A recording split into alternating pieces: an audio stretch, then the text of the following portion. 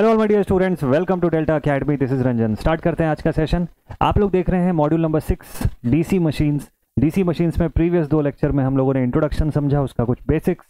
Second यानी कि just previous जो इमीडिएट प्रीवियस लेक्चर था, इसमें हम लोगों ने बात की about the construction of DC machine, जिसके अंदर स्टेटर और रोटर के फॉर्म में हम लोगों ने देखा कि कौन कौन से मेजर कंपोनेंट्स होते हैं, किस चीज़ के बने होते हैं और उनका क्या पर्पज़ होता है उस पूरी मशीन की वर्किंग में। आज की क्लास में ऐसे ही एक और फंडामेंटल सेशन है ये, और आज की क्लास में हम लोग क्या पढ़ने वाले हैं वो मैं आपको बता दूं। Principle of operation and working of DC machine. तो प्रिंसिपल ऑफ ऑपरेशन देखेंगे और उसके बाद वर्किंग कैसे करता है उस चीज़ को समझेंगे हम लोग। यहीं से पूरा का पूरा बेसिक्स जो है वो डेवलप होगा आपका अबाउट द डीसी मशीन, चाहे वो डीसी मोटर हो या डीसी जनरेटर हो। ठीक है, तो बिना देरी किए शुरू करते हैं आज की क्लास को। और ये जो सिलेबस चल रहा है हम लोगों का, इसमें सिलेबस में कंस्ट्रक्शन एंड वर्किंग प्रिंसिपल का पोर्शन हम लोग देख रहे हैं। आज वर्किंग प्रिंसिपल का पोर्शन जो है वो कंप्लीट हो जाएगा। तो कल की क्लास से EMF equation, torque equation, back EMF क्या होता है, उसका फंडामेंटल क्या होता है, इस सब कुछ हम लोग पढ़ेंगे। ठीक है, चलिए कंटिन्यू करते हैं। तो सबसे पहले बात करते हैं about the principle of operation of DC machine. Principle of operation of DC machine. तो जब इंट्रोडक्शन पढ़ रहे थे तो मैंने आपको एक क्वेश्चन किया था, एक चीज़ बताया था कि जब एईजे के पेपर में कई बार ऑब्जेक्टिव टाइप क्वेश्चन जो पूछे जाते हैं कि प्रिंसिपल ऑफ ऑपरेशन क्या होता है या वर्किंग जो होती है उसमें कौन सी चीज़ के बारे में पूछा जाता है, जिसका कि राइट आंसर एक जगह पे फ्लेमिंग्स लेफ्ट हैंड या राइट हैंड रूल बताता है और दूसरी जगह पे Faraday's law and Lawrence force के बारे में बताता है। दो अलग अलग टाइप के आंसर क्यों मिलते हैं हमको। ठीक है, इसमें बहुत सारे बच्चे कन्फ्यूज हो जाते हैं। कभी एसएससी के पेपर में लिखा हुआ है, क्वेश्चन आया हुआ है और उसके आंसर में ये लिखा हुआ है कि answer is Fleming's right hand rule, है ना, जनरेटर का केस दिया सपोज कर लो, और वैसे ही उसी से मिलता जुलता क्वेश्चन किसी और एग्जाम में आया और उसका आंसर लिख दिया कि Faraday's law of electromagnetic induction. दोनों ही क्वेश्चन डीसी मशीन के रेलेवेंस पे था। तो कहाँ पे डिफरेंस आता है वो इस कंसेप्ट से समझ में आएगा। तो सबसे पहले बात करते हैं about the principle of operation.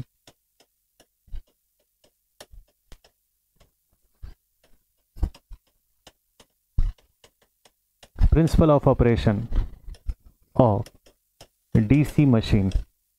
DC machine किस प्रिंसिपल पे ऑपरेट करता है। ठीक है, principle of operation of DC machine. DC machines का ऑपरेटिंग प्रिंसिपल जो होता है वो होता है Faraday's law of electromagnetic induction and Lawrence force. बिल्कुल बिना किसी डाउट के आप ये पॉइंट लिख सकते हैं। ठीक है, so DC machine operate on the principle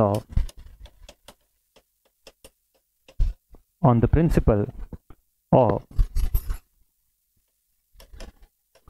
Faraday's law of electromagnetic induction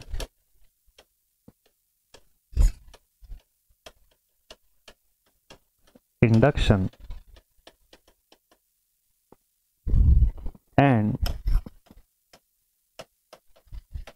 the effect of force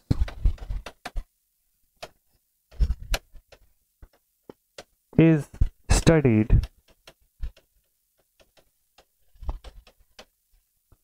by the help of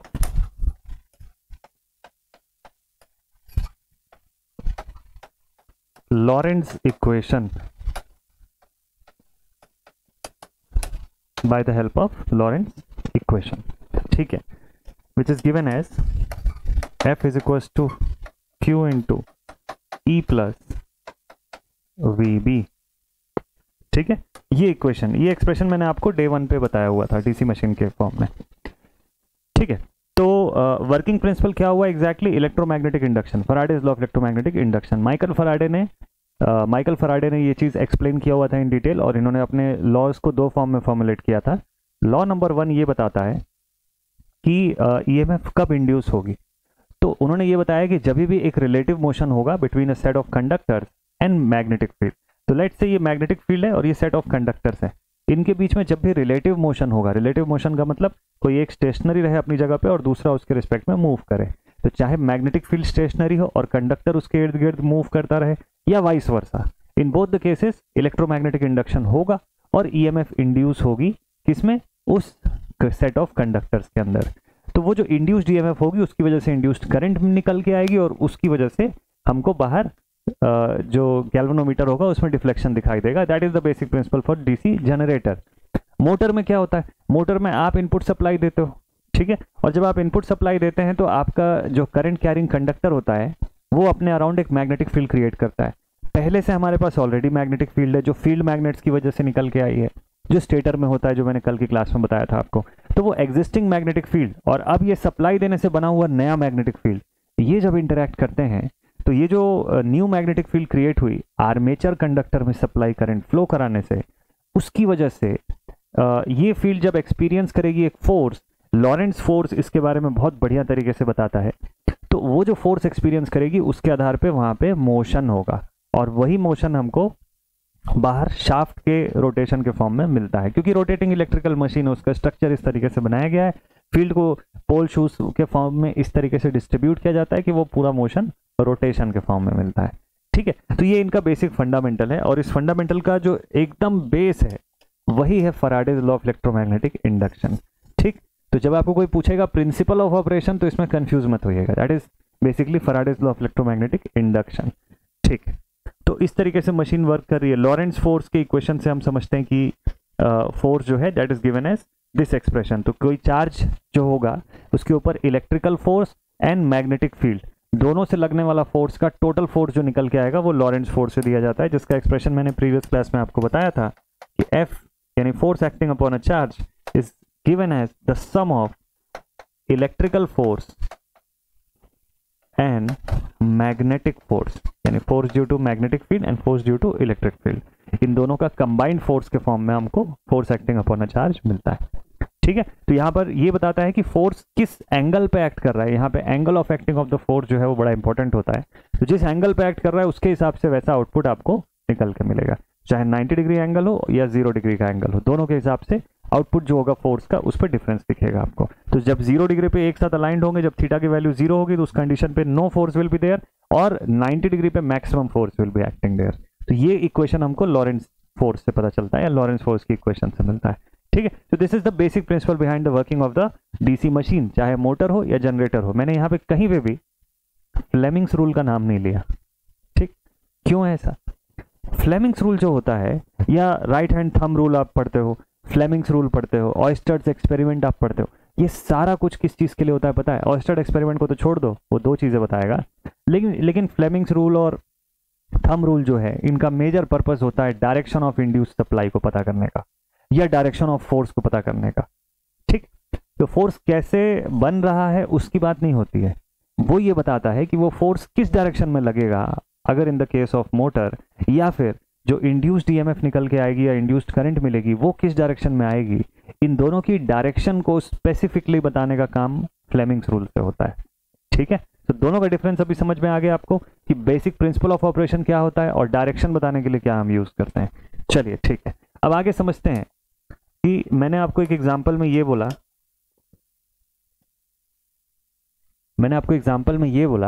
कि जो हमारी पोल्स होती हैं, ठीक है, यानी कि जो फील्ड से जो ये क्रिएट होता है, फील्ड से जो हमारे पास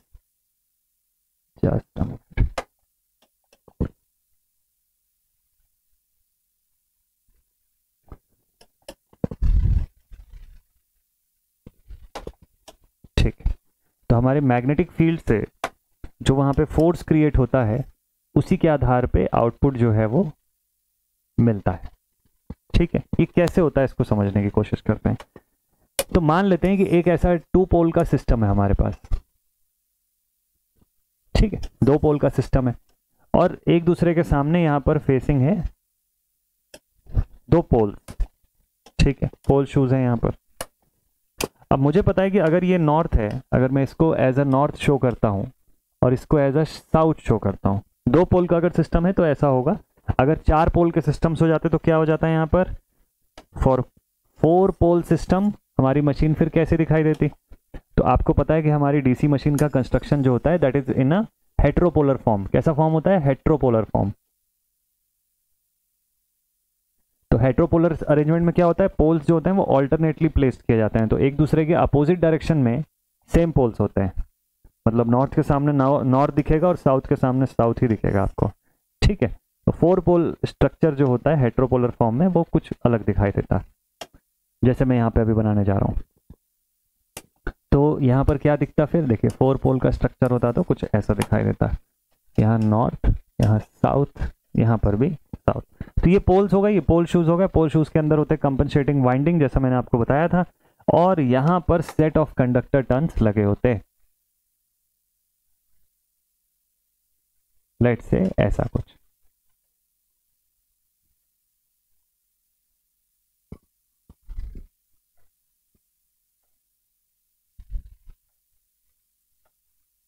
इस तरीके से ये लोग जुड़े होते हैं।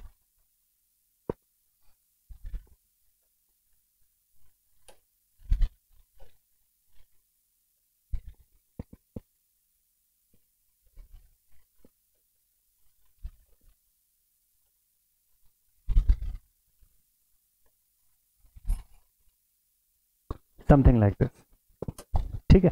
तो यहां से आउटपुट निकल के आता, अब या तो यहाँ पे हम इनपुट दे रहे होते या हम इससे आउटपुट ले रहे होते, इन एनी केस।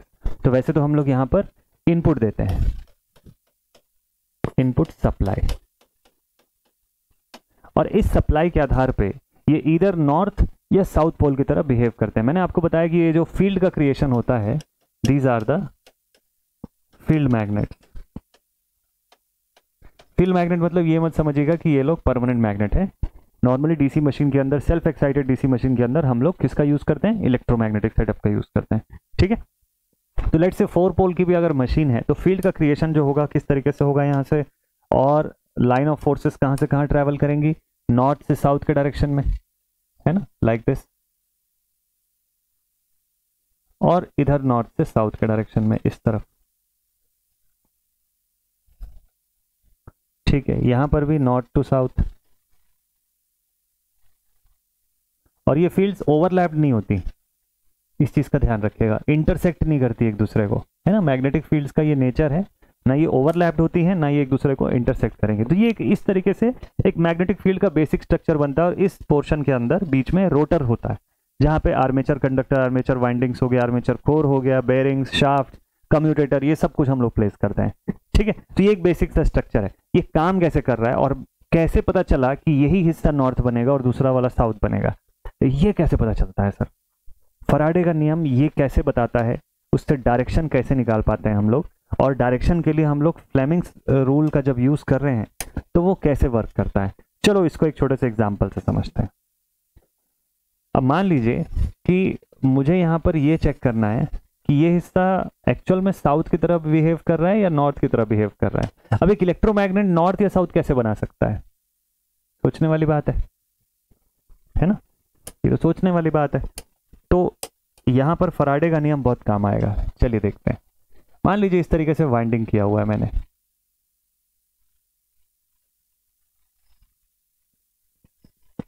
ठीक है, ये वाइंडिंग है। अभी मुझे नहीं पता कि ये नॉर्थ है कि साउथ है, आपको इसको देख के समझना है चीजों को, ठीक है। और मैं आपको सप्लाई की डायरेक्शन बता रहा हूं।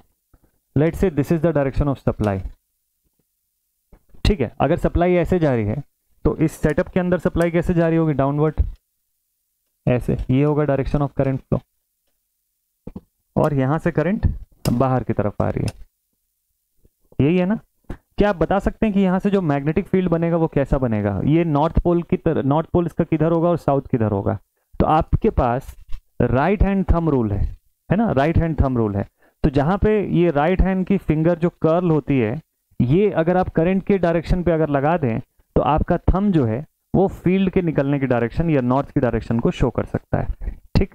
मतलब अगर मैं यहां पर देखूं तो इस मेरी फिंगर जो कर्ल हो रही है, किसके डायरेक्शन में कर्ल हो रही है? करंट की डायरेक्शन में। करंट डाउनवर्ड जा रही है कॉइल के अंदर, तो बताइए नॉर्थ किधर होगा? इस तरफ, और साउथ किधर होगा? इस तरफ होगा। मतलब लाइन ऑफ फोर्सेस कैसे जा रही होंगी यहां से? तो लाइन ऑफ फोर्सेस यहां से निकल रही होंगी बाहर, ऐसे, है ना, और इस तरफ से एंटर कर रही होंगी, लाइक दिस।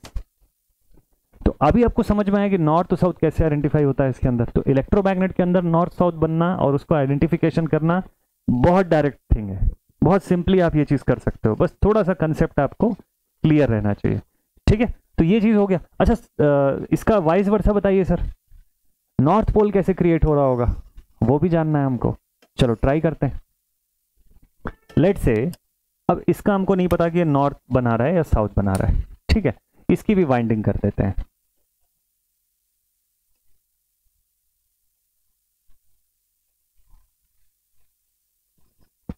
कॉइलिंग कर दिया मैंने। ठीक है भाई, करंट मैं यहां से भेज रहा हूं, यहां से करंट आउटपुट। ठीक है, डायरेक्ट सप्लाई में सेंड कर रहा हूं। बताइए कॉइल के अंदर इसकी डायरेक्शन कैसी होगी, यहां से ऊपर की तरफ गया, डाउन होके फिर ये अप अप अप।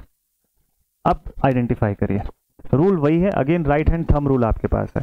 ठीक है, इस बार ये ध्यान रखिएगा कि ये सारे के सारे जो कॉइल्स हैं ये ऊपर की तरफ करंट को भेज रही है, लाइक दिस, ये डायरेक्शन होना चाहिए। ठीक है, डायरेक्शन कैसा होना चाहिए, इस तरीके का होना चाहिए। Okay done. तो इसको चेंज कर दूं क्या, नहीं तो ये भी साउथ बन जाएगा।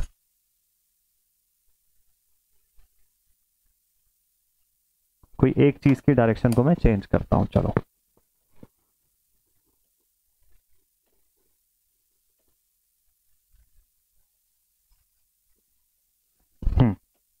यहां से करंट भेज दिया, down down down down down, और यहां से करंट बाहर। ठीक है, क्योंकि अपोजिट साइड में है तो इसलिए उल्टा काम कर रहा है इस पे। तो अब मुझे देखना है कि भाई यहां से ना नॉर्थ किस तरफ बनेगा इसका। तो मैं क्या करूंगा, सिंपली फिंगर को कर्ल कर लूंगा इसके डायरेक्शन में, मेरा थंब मुझे दिखा देगा कि फील्ड किधर से बाहर निकल रही है, मतलब मैग्नेटिक लाइन ऑफ फोर्सेस किस तरफ से बाहर आ रही है। तो उसके अकॉर्डिंग मेरा थंब इस डायरेक्शन में इंडिकेट कर रहा है, तो मुझे ये समझ में आ गया कि ये है नॉर्थ पोल, और यहां से लाइन ऑफ फोर्सेस बाहर की तरफ जाएंगे।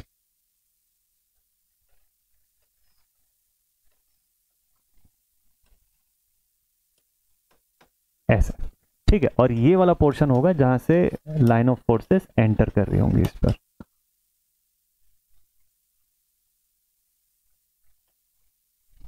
ऐसे, तो ये नॉर्थ पोल क्रिएट होगा। ठीक है, तो इनका आइडेंटिफिकेशन किसके हेल्प से किया, by right hand thumb rule. तो इससे हमको समझ में आ गया कि फील्ड कॉइल में नॉर्थ किधर बन रहा है, साउथ किधर बन रहा है, क्योंकि इलेक्ट्रोमैग्नेटिक सेटअप है इस वजह से। लेकिन एक्चुअल मशीन के अंदर अगर मोटर भी है, मैं इनपुट सप्लाई भी दे रहा हूं, तो वो किस तरफ घूमेगी, क्लॉकवाइज घूमेगी या एंटी क्लॉकवाइज घूमेगी, कैसे पता चलेगा। दूसरा, अगर जनरेटर का केस है और मैं मैकेनिकली उसको किसी एक डायरेक्शन में घुमा रहा हूं, तो उससे ईएमएफ कैसा बनेगा वो कैसे पता चलेगा मुझे। ठीक है, अब ये दोनों चीजों को आइडेंटिफाई करना सीखते हैं। चलिए देखते हैं Faraday's law of electromagnetic induction.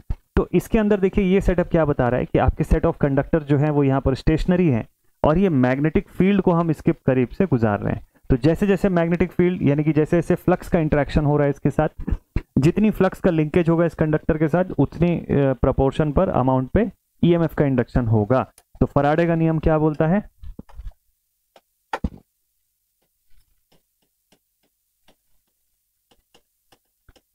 so according to Faraday's law of electromagnetic induction, मैंने पहली क्लास में आपको इसका पूरा स्टेटमेंट लिखवा दिया है, तो अभी दोबारा वो लिखने में टाइम वेस्ट नहीं करेंगे, मैं डायरेक्टली बस समराइज कर देता हूं कि Faraday's law of electromagnetic induction के according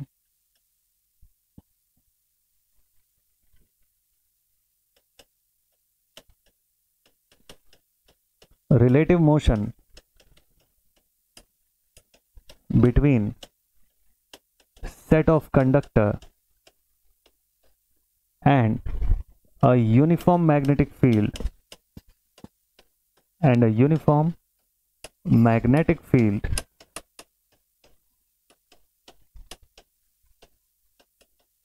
will cause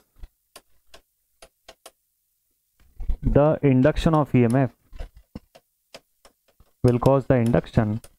of EMF in conductors.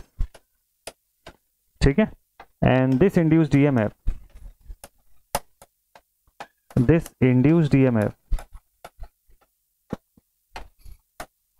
will be directly proportional to the flux linked, है ना। तो इसका इस एक्सप्रेशन को हम लोग कैसे लिखते हैं, E will be directly proportional to D phi by D T, और E is equals to minus N D phi by D T.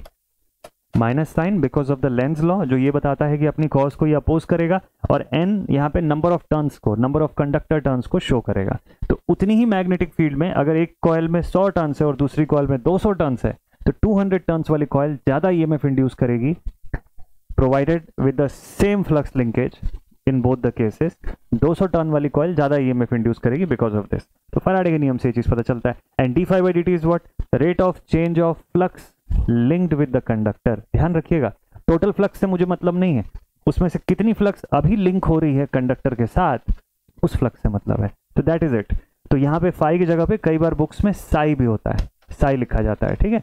This is flux linked, flux linkage को शो करता है कि कितनी फ्लक्स वहां पर लिंक्ड हो रही है, ठीक है। तो ये चीज हमको फैराडे के लॉ से पता चलता है। और लॉरेंस का मैंने आपको बता दिया कि लॉरेंस फोर्स का इफेक्ट जो है वो हमको कैसे दिखाई देता है, जिसका एक्सप्रेशन आप यहाँ पे देख भी रहे हैं कि लॉरेंस फोर्स, तो फोर्स डिपेंड करता है एंगल पे, एंगल ऑफ एप्लीकेशन पे। तो इसी वजह से हम लोग देखते हैं कि जब मैग्नेटिक लाइन ऑफ फोर्सेस के परपेंडिकुलर फॉर्म में जब कंडक्टर हमारा होता है, तो उस कंडीशन पर मैक्सिमम फ्लक्स क्रिएट होती है वहां पे। मैक्सिमम फ्लक्स क्यों, क्योंकि फ्लक्स लिंकेज मैक्स हो जाता है, 5 मैक्स पे पहुंच जाता है। 1 2 3 4 करके मैं साइन के एंगल के फॉर्म में आपको मैंने बताया भी था कि E is equal to B L V sine theta के फॉर्म में हम लोग इसका एक्सप्रेशन बनाते हैं ना, E is equal to B L V sine phi. ऐसा ये एक्सप्रेशन रोटेटिंग मशीन्स के अंदर जो डायनामिक फॉर्म में ईएमएफ इंड्यूस होता था, उस ईएमएफ का एक्सप्रेशन बताने के लिए हम लोगों ने इस एक्सप्रेशन का यूज किया था। तो यहाँ पर हम लोगों ने देखा v वेलोसिटी से अगर इसको रोटेट कर रहे हैं तो साइन का एंगल यहाँ मैटर करता है, चाहे 0 डिग्री एंगल हो या 90 डिग्री एंगल हो या 180, 270, 360, सबके लिए हम लोगों ने स्टडी किया हुआ था फर्स्ट क्लास में, ठीक है। तो आई होप ये वाला पोर्शन आपको क्लियर हो गया होगा। So this was all the principle of operation. अब वर्किंग पे आएंगे और डायरेक्शन की बात करेंगे, ठीक है। यहां से आएगा फ्लेमिंग्स रूल। चलो भाई समझते हैं। तो अब बात करते हैं about the working of DC machine. So working of DC machine. देखिए, डीसी मशीन की वर्किंग समझने से पहले एक बेसिक सा बाइफर्केशन तो ये है कि आप इनको 2 कैटेगरी में डिवाइड करोगे। एक बोलोगे आप डीसी मोटर और दूसरा आप लिखोगे डीसी जनरेटर। तो डीसी मोटर क्या डिवाइस होता है, तो ये एक बेसिक स्कूल लेवल का डेफिनेशन हम लोग पढ़ते हैं कि डीसी मोटर एक इलेक्ट्रोमैकेनिकल कन्वर्टिंग मशीन है जो इनपुट इलेक्ट्रिकल पावर को आउटपुट मैकेनिकल फॉर्म में कन्वर्ट करती है, ठीक है। तो इसको 1 लाइन में बस लिख लीजिए, input electrical to output mechanical power, ठीक है। इलेक्ट्रिकल इनपुट को मैकेनिकल आउटपुट के फॉर्म में चेंज कर सकती है। That is a DC motor. And what is DC generator?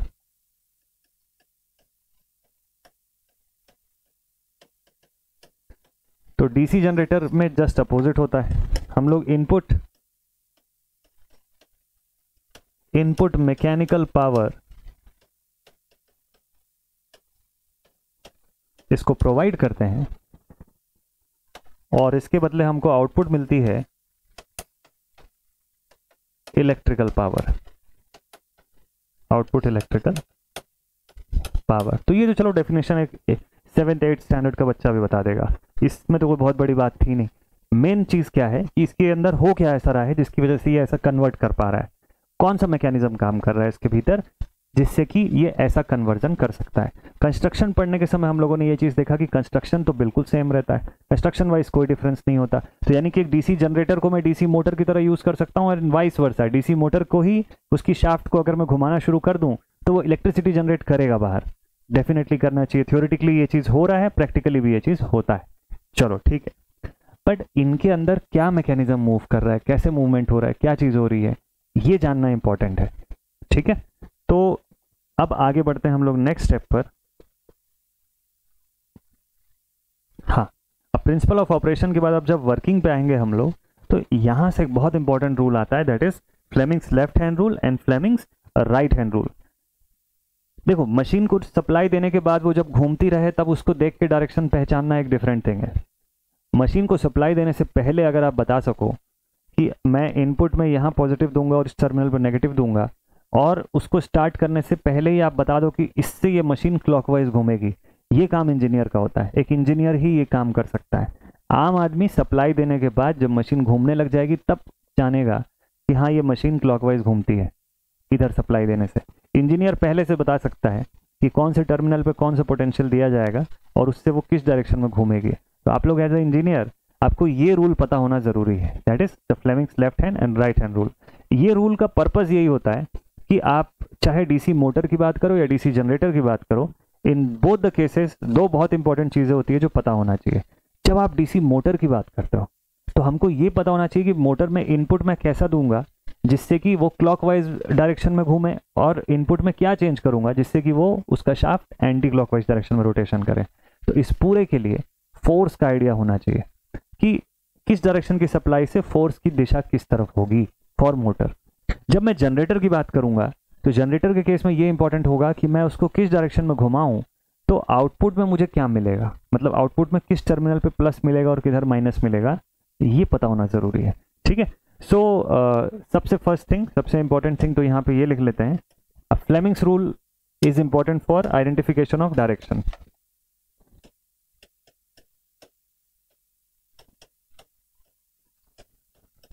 Fleming's rule, तो फ्लेमिंग ने रूल बनाया और इनका रूल बहुत ही बेसिक सा था। ठीक है, तो माइकल फराडे के नियम पर जो मशीनें काम कर रही हैं उनमें हमको डायरेक्शन आइडेंटिफिकेशन करने के लिए टेंशन नहीं है। हम अपने हैंड को ही एक पर्टिकुलर अरेंजमेंट में रखते हैं और उसके हिसाब से हम ये आइडेंटिफाई कर सकते हैं, पहले ही बता सकते हैं कि मशीन के अंदर फील्ड कैसे बन रही है, फोर्स किस तरफ लग रहा है अगर एक पर्टिकुलर डायरेक्शन में सप्लाई दिया जा रहा है, और इसका वाइस वर्सा। ठीक है, कि फोर्स हम लगा रहे हैं, फील्ड का क्रिएशन हमको पता है, तो करंट किधर से निकलेगी और किधर एंटर करेगी ये भी आइडेंटिफाई कर सकते हैं। ठीक है, सो फ्लेमिंग्स रूल का मेजर पर्पस क्या हो गया, it's major purpose is to identify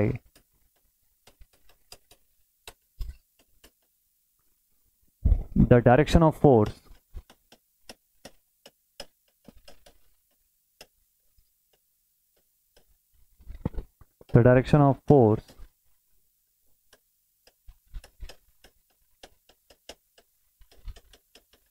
on application of current। ये किस केस में होता है, in the case of DC motor और the direction of induced output on the application of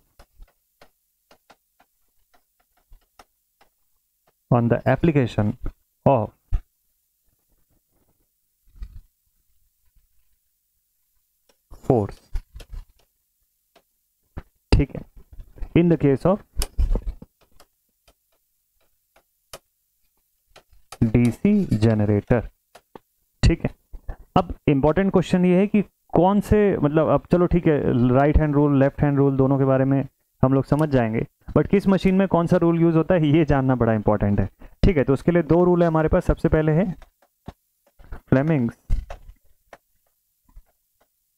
right hand rule और दूसरा है हमारे पास फ्लेमिंग्स लेफ्ट हैंड रूल। अब बिल्कुल शॉर्ट में अगर इसको समझना है ना तो मैं आपको ये बता सकता हूं कि FBI रूल बोलो आप इसको। ठीक है, शॉर्ट में हम लोग इसको FBI रूल बोलते हैं। दोनों ही केसेस में FBI है और कुछ नहीं। ठीक, मतलब क्या है, देखो सबसे पहला अरेंजमेंट तो ये होना चाहिए कि आपका थंब, आपका फोर फिंगर और मिडिल फिंगर, ठीक है, ये तीनों एक दूसरे से 90 डिग्री अरेंजमेंट में, परपेंडिकुलर अरेंजमेंट में ऐसे प्लेस्ड होने चाहिए। ये आप कर लीजिए राइट हैंड पे भी और लेफ्ट हैंड पर भी, ये आप कर सकते हैं। 3 dimensional X axis, Y axis and Z axis दिखेगा यहाँ पे। ठीक है, तो ये एक्स हो गया, ये वाई हो गया, ये जेड एक्सिस को शो करेगा, सब एक दूसरे से 90 डिग्री अपार्ट। ये अरेंजमेंट अगर आप कर पा रहे हैं तो यहाँ से FBI का रूल आप याद रख लीजिए। ठीक है, थंब जो होगा वो F को शो करेगा, जो आपका फोर फिंगर होगा वो किस चीज को शो करेगा, B को शो करेगा, और जो मिडिल फिंगर होगा दैट विल शो आई, आई मतलब करंट। ठीक है, तो क्या सर दोनों में यही सेम चीजें होंगी क्या? देखो दोनों में बस बताने का अंतर है। F is the force, is for the force, कि आप फोर्स किस दिशा में लगा रहे हो या फोर्स किस दिशा में लगेगा in case of motor and generator. ये बात तो आप समझ रहे होंगे। तो मैं इन जनरल फोर्स बस बोल रहा हूँ। बी मतलब मैग्नेटिक फील्ड की डायरेक्शन, और आई मतलब चाहे करंट इंड्यूस होके आ रही हो या आप सप्लाई दे रहे हो, है ना, कि कौन सी मोटर है उसके अकॉर्डिंग। तो एफ बी आई का ये एक बेसिक्स होता है। तो नॉर्मली मैं आपको लिखवा देता हूं कि कौन सी चीज क्या शो करती है।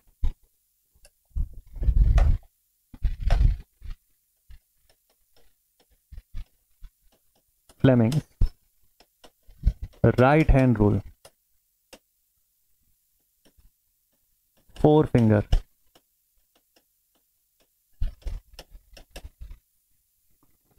थंब लिखवाया क्या मैंने? अच्छा थंब नहीं लिखा है ना, चलो थंब जो है यहां लिख देते हैं।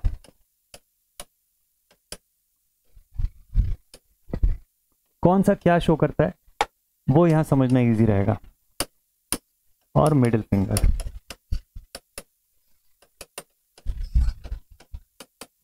ठीक है। तो मैंने आपको बोला कि F B I rule follow करना है। तो थंब किस चीज को शो करेगा? Direction of force. तो यहां पर जब हम लोग फ्लेमिंग्स राइट हैंड रूल की बात कर रहे हैं, तो ये है डायरेक्शन ऑफ मोशन और फोर्स। ये क्योंकि नोन रहेगा, क्योंकि अगर जनरेटर का केस होगा तो ये हम अप्लाई कर रहे हैं।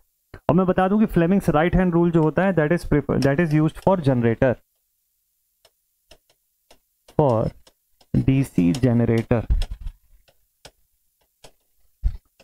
तो डीसी जनरेटर में डायरेक्शन किस चीज की चाहिए होती है? इंड्यूस्ड ईएमएफ, इंड्यूस्ड करंट की डायरेक्शन चाहिए हमको। ठीक है, वो अननोन होगा। डायरेक्शन ऑफ फोर्स आपको पहले से पता होगा, आपको मोशन की डायरेक्शन आप जानते होंगे पहले से। ठीक है, then what about the 4 finger? 4 finger किस चीज को शो करेगा? 4 फिंगर शो करेगा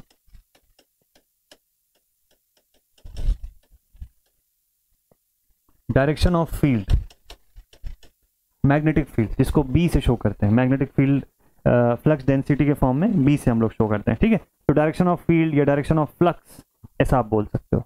ठीक है, मिड फिंगर क्या शो करेगा? ये बताएगा हमको about the induced current, induced current output, कि बाहर, क्योंकि जनरेटर का केस रहेगा। ध्यान रखिएगा, डीसी जनरेटर के लिए हम लोग हमेशा Fleming's right hand rule use करते हैं, and for DC motor we always prefer Fleming's left hand rule. दोनों का पर्पस अलग अलग है। ठीक है, so direction of induced current हमको मिलेगा यहां से। कैसे मिलेगा? चलो डायग्राम से समझते हैं। हैंड के डायग्राम में यूजुअली बनाता नहीं हूं क्योंकि बहुत खराब बनता है।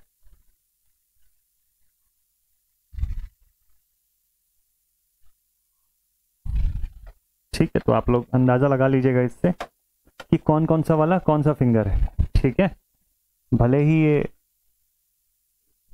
इसकी हालत खराब दिख रही होगी बट ठीक, देखते हैं। तो let's see this is a thumb, this is a 4 finger और ये हमारा मिडिल फिंगर है।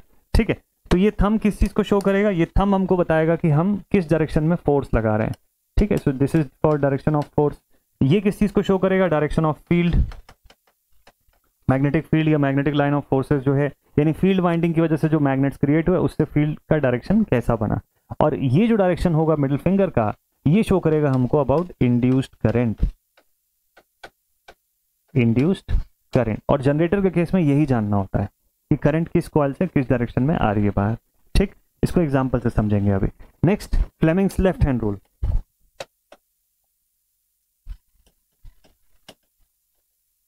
Next is Fleming's left hand rule. इसको हम लोग मोटरिंग रूल भी बोलते हैं या मोटर रूल भी बोलते हैं। ठीक है, this is for DC motor, this is for what? This is for DC motor. DC motor के केस में इसको प्रेफर करते हैं। ठीक है, यहां पर भी अगेन वही सेम तीनों चीजें, थंब, देन सेकंड नंबर पे है 4 फिंगर,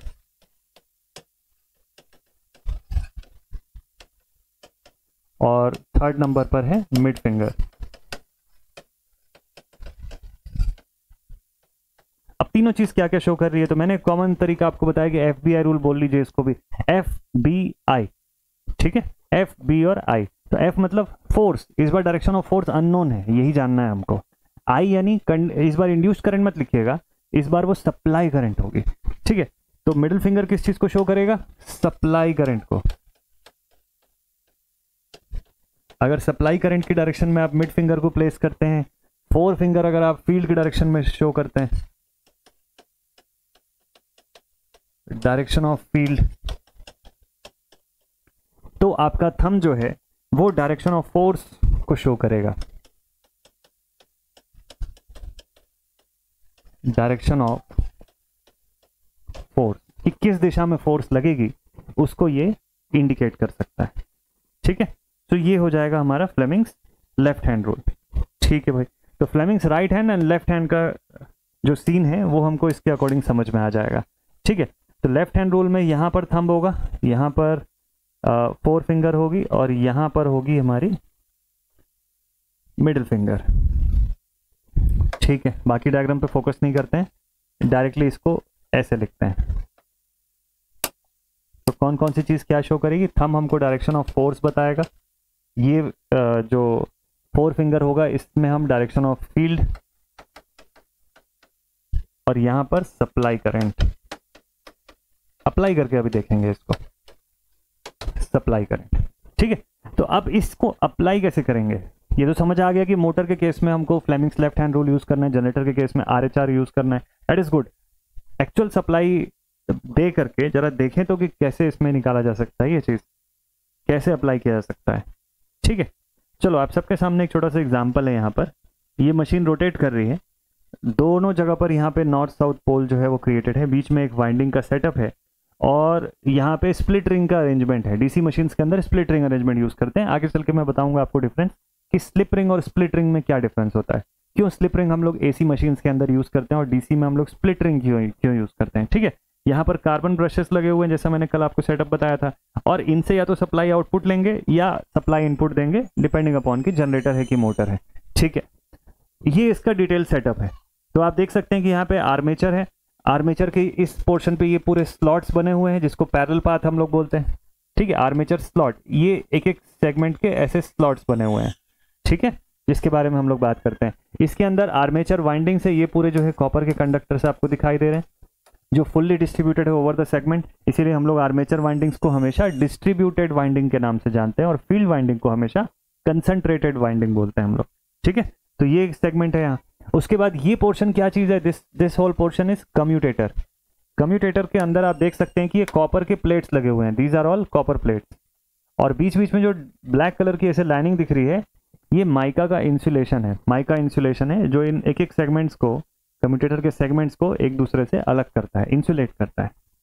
देन उसके बाद यहाँ से वही कार्बन ब्रश का सेटअप है और ये पोर्शन के आगे फिर बेयरिंग्स, और यहाँ से सप्लाई इधर एक्सट्रैक्शन या फिर सप्लाई इनपुट प्रोवाइड किया जाता है, ठीक है। तो ये एक डिटेल्ड फॉर्म में आपको पूरा इंटरनल सेटअप दिख जाएगा और ये मशीन पूरी रोटेट करते हुए आपको दिख रही है कि कैसे ये रोटेट करती है। तो ये जो स्प्लिट रिंग्स हैं ये कैसे अपना पोजीशन चेंज करते हैं, इस कार्बन ब्रश से इस कार्बन ब्रश तक पहुंचते हैं। लेकिन हम लोग फ्लेमिंग्स लेफ्ट हैंड या राइट हैंड रूल अप्लाई करके कैसे इस चीज को जान सकते हैं कि क्या हो रहा है? चलो देखते हैं। लेट्स से कि एक डीसी जनरेटर है, ठीक है, this is the case of DC generator. अब मैंने यहाँ पे नॉर्थ और साउथ पोल दे रखा है, तो लाइन ऑफ फोर्सेस कहां से कहां जा रही होंगी? लाइन ऑफ फोर्सेस नॉर्थ से साउथ के डायरेक्शन में जा रही है, ठीक है। तो मुझे फील्ड का डायरेक्शन पता चल गया। मुझे इस राइट हैंड रूल से ये समझ में आता है कि ये डायरेक्शन ऑफ फोर्स को शो कर रहा होगा, ठीक।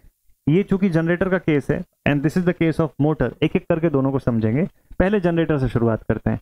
तो मैं राइट हैंड रूल अप्लाई करने जा रहा हूं, मुझे डायरेक्शन ऑफ इंड्यूस्ड करंट जानना है एक्चुअल में, ठीक है, कि करंट किस डायरेक्शन में जा रही है। तो वो कैसे जानूंगा मैं यहाँ से, ठीक है, वो देखना इंपॉर्टेंट है। तो चलो एक काम करते हैं, इसको स्टॉप करते हैं किसी एक पोजीशन पे ताकि हम लोग इस चीज को जान सकें, ठीक है। इसको देखिए मैंने यहाँ पे स्टॉप कर दिया है ताकि आप डायरेक्शन इजीली आइडेंटिफाई करते बने, ठीक है भाई। अब देखिए यहाँ पे सेटअप आपको बहुत क्लियरली दिखाई दे रहा है, ये जनरेटर का केस है। आपको बताना है यहाँ से कि इंड्यूस्ड करंट किस डायरेक्शन में आएगी, ठीक, direction of induced current. Animation तो हम लोगों ने देखा कि वो कैसे मूव कर रहा है। तो मैं ये डायरेक्शन ऑफ रोटेशन मैं बताता हूँ आपको कि हम लोग इसको किस डायरेक्शन में रोटेट करवा रहे हैं, हम लोग इस मशीन को एंटी क्लॉकवाइज डायरेक्शन में रोटेट करवा रहे हैं। इसका डायरेक्शन ऑफ रोटेशन कैसा है, एंटी क्लॉकवाइज। ठीक, आप खुद से ये चीज करिएगा, RH पढ़ा हुआ है आप लोगों ने अभी जस्ट, तो अब आइडेंटिफाई करिए, देखते हैं क्या होता है। तो carbon brush side A and carbon brush side B, इसका नेमिंग कर देते हैं। कहां से करंट इनकमिंग होगी और कहां से आउटगोइंग होगी ये आपको बताना है, इंड्यूस्ड करंट। ठीक है, तो आप समझते हैं ये कॉइल साइड ए हो गया, ये कॉइल साइड बी हो गया। ठीक है, एंटी क्लॉकवाइज डायरेक्शन में रोटेट करवाने वाले हैं हम लोग इसको। दैट मीन्स एक प्रॉपर कलर यूज करते हैं जो विजिबल हो। दैट मीन्स कि ये पोर्शन नीचे जाएगा और ये पोर्शन ऊपर आएगा अभी। ठीक है, इस हाफ साइकिल के अंदर तो ऐसा होने वाला है। Let's see this is point A and this is point B. तो कॉइल का ए साइड ऊपर जाएगा और बी साइड अभी नीचे आएगा। एंटी क्लॉकवाइज का मतलब ये होता है, मतलब ये डायरेक्शन ऑफ फोर्स मैं बोल सकता हूं। ठीक है, फील्ड की डायरेक्शन कैसी है, तो मैग्नेटिक फील्ड इस डायरेक्शन में जा रहा है, नॉर्थ से साउथ ऐसा ट्रेवल कर रहा है। ठीक है, तो मैग्नेटिक फील्ड की डायरेक्शन ये है। ठीक, तो this is the direction of B. तो फोर्स मिल गया, बी मिल गया, आई हमको बताना है। चलो देखते हैं, इसी कॉइल से शुरुआत करते हैं। ठीक, तो F B I direction of force इस पे अलाइन करिए। डायरेक्शन ऑफ बी ये अलाइन हुआ यहां से। ठीक है, तो देखिए करंट की डायरेक्शन कैसी दिख रही है, बोर्ड के अंदर जाती हुई दिख रही है। अगर ये 3D फोटो में देखूं मैं, तो करंट यहां कहीं से ऐसे आगे जाती हुई दिख रही है मुझको।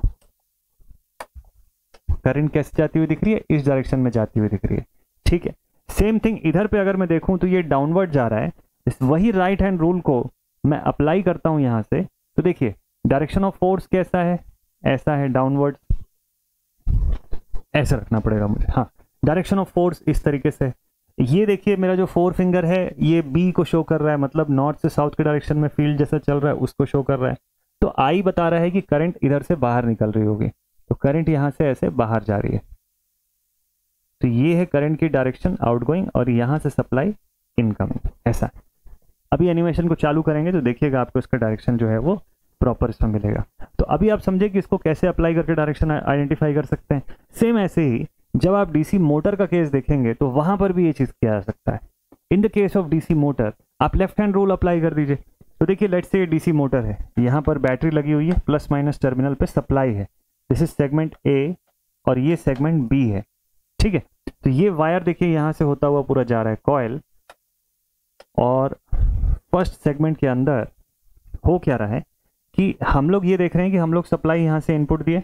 ठीक है, ये इनपुट सप्लाई की वजह से करंट ऐसी कुछ जाएगी, ये करंट की फ्लो की डायरेक्शन है। करंट इनसाइड द बोर्ड जा रही है अभी। ठीक, डायरेक्शन ऑफ फोर्स हमको पता लगाना है, हमको करंट की डायरेक्शन पता है, हमको मैग्नेटिक फील्ड की डायरेक्शन भी पता है कि इस डायरेक्शन में फील्ड है। तो एक काम करते हैं, इंड्यूस्ड करंट ऐसा जा रहा है, मैग्नेटिक फील्ड जो है वो इस डायरेक्शन में है। ठीक, ये देखिए ऐसा क्यों नहीं रखे सर, ऐसा इसलिए नहीं रखे क्योंकि मैग्नेटिक फील्ड इधर साउथ है उधर नॉर्थ है, तो ये उल्टा शो कर रहा है। ठीक है, एक्चुअल में नॉर्थ और साउथ ऐसा है। ठीक है, तो हमको कैसा रखना था, करंट की डायरेक्शन में हम लोगों ने इस मिडिल फिंगर को रखा, फील्ड की direction north to south 4 finger show कर रहा है। तो बताइए मोशन कैसा होना चाहिए, इसका नीचे की तरफ जाना चाहिए। देखिए एरो भी वही बना हुआ है यहाँ पे, तो कॉइल के इस फेस को नीचे जाना चाहिए और दूसरा वाला फेस ऊपर जाएगा on the basis of Fleming's left hand rule. बहुत आसानी से आप इस चीज को आइडेंटिफाई कर सकते हो। अब मैं एनिमेशन प्ले करने जा रहा हूं, अब देखिएगा इसका रोटेशन और इसमें करंट सप्लाई की डायरेक्शन। ठीक है, चलो इसके एनिमेशन को प्ले करते हैं। देखिए अब एनिमेशन प्ले हो गया यहाँ पे। अब डायरेक्शन देखिए कैसा है, अगर हम लोगों ने इसके डायरेक्शन ऑफ रोटेशन को उल्टा लिया हुआ है, बी नीचे जाते हुए और ए ऊपर जाते हुए, मतलब मैंने एंटी क्लॉकवाइज रोटेशन शो किया। अब इसी को उल्टा कर दीजिए, अब ये कैसे रोटेट कर रहा है, ये एक्चुअल में क्लॉकवाइज रोटेट कर रहा है। सॉरी, मैंने पहले क्लॉकवाइज लिया हुआ था, अब ये एंटी क्लॉकवाइज जा रहा है। ठीक है, एक्चुअल रोटेशन इसका एंटी क्लॉकवाइज है। तो मैंने पहले बोला था कि यहां से करंट आउटगोइंग होगी और इधर से इनकमिंग होगी, क्यों, क्योंकि मैंने क्लॉकवाइज डायरेक्शन लिया हुआ था। अब एक्चुअल में कैसा रोटेट कर रहा है, एंटी क्लॉकवाइज। तो सेम थ्योरी, बस डायरेक्शन ऑफ सप्लाई अब अपोजिट हो जाएगी। अब डायरेक्शन ऑफ सप्लाई कैसी हो जाएगी, जैसा मैंने पिछली बार बताया था उसका जस्ट अपोजिट। तो यहां से आउटगोइंग और यहां से इनकमिंग, ऐसा है। तो इसी फोर्स की डायरेक्शन को आप रिवर्स कर दो, ये देखो यही डायरेक्शन ऑफ फोर्स को अगर मैं उल्टा कर देता हूं ना, ये देखो, ए नीचे, कॉइल का ए साइड नीचे और बी साइड ऊपर की तरफ जा रहा है, फील्ड की डायरेक्शन यही है। राइट हैंड रूल को अप्लाई करिए, देखिए उससे समझ में आ जाएगा। ऐसा रखना है, नहीं ऐसा रखना है, हाँ बिल्कुल करेक्ट है। तो देखिए सिर्फ एक साइड को देखिए, बी साइड को देखिए, बी साइड में फोर्स किधर लग रहा है, ऊपर की तरफ लग रहा है, ठीक है। और ये किसको शो कर रहा है, मैग्नेटिक फील्ड की डायरेक्शन को शो कर रहा है, ठीक है। तो ऐसे, तो सप्लाई करंट कैसे दिखाई दे रही है आपको, देखिए बोर्ड के अंदर जाती हुई दिख रही है कॉइल के बी फेस से, तो इसीलिए यहां से भी देखिए जो रेड कलर का वायर है वो बी से ही जुड़ा हुआ है, तो सप्लाई अंदर जाती हुई दिखाई दे रही है। बाहर कहां से निकल रही है, ए साइड से निकल रही है, तो करेक्ट है ये वाला डायरेक्शन। तो बात यह है कि पूरा का पूरा फंडामेंटल ना जो आप पढ़ रहे हैं वो प्रैक्टिकली भी अप्लाई होता है, बस हमको अप्लाई करने का तरीका आना चाहिए। तो this was the case of DC motor, जहां पे हम लोगों ने यूज किया Fleming's left hand rule, and this is the case of DC generator जहां हम लोगों ने यूज किया Fleming's right hand rule. I hope इतने दूर के वीडियो को अगर आपने देखा होगा बिना स्किप किए, तो आपको ये तरीका समझ में आ गया होगा कि कैसे आइडेंटिफाई करते हैं हम लोग ये डायरेक्शन को बाय यूजिंग द, सिर्फ ये फ्लेमिंग्स रूल सिर्फ ऐसा नहीं है कि पढ़ लिया, ड्रॉ कर लिया और भूल गए, उसको पूरा अप्लाई कर सकते हो। और आप मशीन के चलने से पहले बता सकते हो कि मशीन किस डायरेक्शन में चलने वाली है, यह जनरेटर है तो किस डायरेक्शन में सप्लाई आउटपुट देने वाला है, ये पहले से आइडेंटिफाई किया जा सकता है। यही ब्यूटी है फ्लेमिंग्स रूल की, इतना ज़्यादा प्रैक्टिकल है ये चीज़, और हम लोग उसको सिर्फ थ्योरेटिकली समझते हैं। Okay. So this was the entire working of this DC machine. मुझे लगता है कि यहाँ तक का पोर्शन आप लोगों को क्लियर हो गया होगा। अगर हाँ ये पोर्शन क्लियर हो गया है तो एक क्वेश्चन देख लीजिए जल्दी से। आरटीयू का क्वेश्चन है, राजस्थान टेक्निकल यूनिवर्सिटी 2022, इसका एक सवाल आया हुआ है। क्या क्वेश्चन आया हुआ है इसके अंदर, discuss the classification of DC generator. DC generator का क्लासिफिकेशन जो है वो बताइए।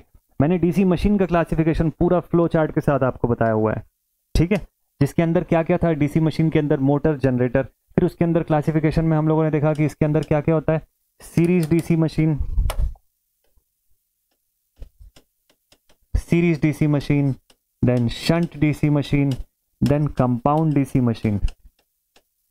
फिर कंपाउंड के अंदर मैंने आपको फिर से दो क्लासिफिकेशन और बताया था कि कंपाउंड के अंदर differential compound and cumulative compound. फिर इनका दो बाइफर्केशन और निकाले थे हम लोग, तो क्यूमुलेटिव को भी अगेन दो पार्ट में पढ़ते हैं हम लोग, long shunt and short shunt. Similarly जो डिफरेंशियल होते हैं इनके अंदर भी होता है long shunt and short shunt. तो आगे आने वाली क्लासेस में ये पूरे वैरायटीज को हम लोग डिटेल में पढ़ेंगे, सबका सर्किट डायग्राम, सबका ईएमएफ का कैलकुलेशन कैसे कैलकुलेट किया जाता है, ये सब बहुत ईजीएस्ट वे में बताने वाला हूं मैं आप लोग को, ठीक है। तो ये क्वेश्चन पूरा रहेगा, तो आपको यहाँ पे सिर्फ क्लासिफिकेशन बताना है। तो क्लासिफिकेशन का ये पूरा चार्ट, फ्लो चार्ट आपकी कॉपी में बना हुआ है, फर्स्ट लेक्चर में ही बता दिया था मैंने, तो उसको आप पूरा ड्रॉ कर लीजिएगा। 2 मार्क्स का क्वेश्चन था ये, कितने नंबर का, 2 नंबर का क्वेश्चन था, ठीक है। और advantages and disadvantages of DC motor, advantage disadvantage क्या होगा ये तो खैर लास्ट में बताऊंगा मैं, आखिरी में, जब तक आप पूरा पढ़ चुके होंगे। तो एडवांटेज में देखेंगे कि क्या होता है डीसी मोटर के, स्मॉलर रेटिंग में भी उसको कैसे बनाया जा सकता है, स्मॉलेस्ट रेटिंग टॉयज वगैरह जो होते हैं बच्चों के उसके लिए भी सूटेबल होता है, और लार्जर रेटिंग के लिए भी सूटेबल होता है। कैसे हमको जब रेलवेज में लोकोमोटिव्स के लिए बनाना होता है तो हम लोग क्यों डीसी सीरीज मोटर को यूज़ कर दें, जिसका कि बेटर टॉर्क रेगुलेशन बहुत अच्छा होगा, है ना, सेल्फ रेगुलेटेड मशीन है, बैक ईएमएफ होने की वजह से खुद को रेगुलेट कर सकती है, उसको अलग से एक्सटर्नल रेगुलेशन की जरूरत नहीं पड़ती है, ठीक है। ऐसे बहुत सारे एडवांटेजेस हैं, लेकिन वो समझने के लिए बेसिक जितने हैं फंडामेंटल्स, एक एक करके वो टॉपिक वाइज क्लियर होते जाना है। तो आज का टॉपिक अब यहीं पर होता है कंप्लीट। आई होप कि वर्किंग एंड प्रिंसिपल का पार्ट प्रॉपर वे में आपको समझ में आएगा for the case of DC motor and DC generator. तो ये क्लास को अब यहीं पर स्टॉप करते हैं, मिलेंगे हम लोग कल की क्लास में। और हाँ, मैंने आपको जैसा बोला हुआ था कि जाने से पहले मैं आपको टाइमिंग बताऊंगा कि अगली क्लास में क्या होगा और क्या टाइमिंग रहेगी। तो नेक्स्ट क्लास आपकी संडे की जो क्लास है उसके बारे में जल्दी से मैं इन्फॉर्म कर दूं।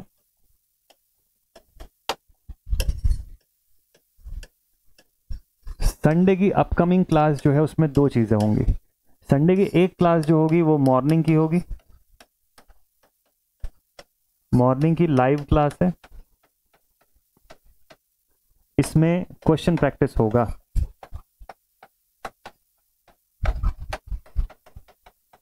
टॉपिक है डीसी नेटवर्क्स, स्टार्टिंग चैप्टर जो हम लोगों ने पढ़ा था। Only and only question practice होगा। आप अपने डाउट्स भी पूछ सकते हैं और आज शाम तक टेलीग्राम ग्रुप में भी आप भेज सकते हैं अपने डाउट्स, ठीक है। नेक्स्ट मंडे को अपनी इवनिंग 7 PM की क्लास, उसमें डीसी मशीन्स का नेक्स्ट टॉपिक होगा। मतलब अपनी थ्योरी क्लास जो चल रही है डीसी मशीन्स की, वो अपने टाइम पर चलती रहेगी। ये रिकॉर्डेड फॉर्म में चले, जैसे आज ये रिकॉर्डेड क्लास आप देख रहे हैं, तो जिस समय मैं अवेलेबल नहीं हूँ मैं रिकॉर्डेड क्लास आपके लिए लेकर के आऊँगा, जिस समय मैं अवेलेबल हूँ प्रॉपर लाइव ही लेकर के आऊँगा, ठीक है। लेकिन क्लासेस आपकी चलती रहेंगी, कुछ भी टॉपिक नहीं रुकेगा, क्योंकि आपका एग्जाम अभी करीब है, तो फुल फ्लेजेड मस्त तरीके से पढ़ेंगे, ठीक है। लेकिन at the same time practice भी जरूरी है। और संडे का मैंने अब वादा किया हुआ था आपसे कि संडे को क्वेश्चन प्रैक्टिस करेंगे, तो रेडी रहिएगा। कैल्सी, रफ कॉपी, पेन, 3 चीज रखिएगा और किसी चीज की नीड नहीं है। बढ़िया तरीके से क्वेश्चन प्रैक्टिस करेंगे तो जो आपने पहले पढ़ा हुआ है सारा कंसेप्ट आपका रेडी होगा। एक क्विक सा रिवीजन लेकर के आइएगा जरूर से कि थेवेनिन, नॉर्टन, सुपरपोजिशन, ये सब में क्या चीज पढ़े थे। डायरेक्ट फिर मैं आपसे क्वेश्चन बनवाऊंगा, केवीएल, केसीएल वगैरह सब कुछ इंक्लूड रहेगा, ठीक है। तो संडे लाइव क्लास, टाइमिंग मैंने नहीं बताया ना, चलो टाइमिंग लिख देता हूं मैं। लाइव क्लास की टाइमिंग रहेगी 9 AM, तो 9 से 10, सवा 10, साढ़े 10 के आसपास, जब तक हम गुड नंबर ऑफ क्वेश्चंस ना बना लें तब तक, ठीक है। तो 9 AM will be the timing. सुबह 9 बजे लाइव क्लास में मिलते हैं हम लोग संडे को। So take care all my dear students and keep watching this session. ऐसे ही इंटरेस्टिंग सारे के सारे टॉपिक्स आपके लिए आते जाएंगे, बस आप बढ़िया से बने रहिएगा और कमेंट सेक्शन में जरूर से बताइएगा कि आपको कैसा लग रहा है सीरीज। टेक केयर एंड मिलते हैं आप सभी से नेक्स्ट वीडियो में। जय हिंद।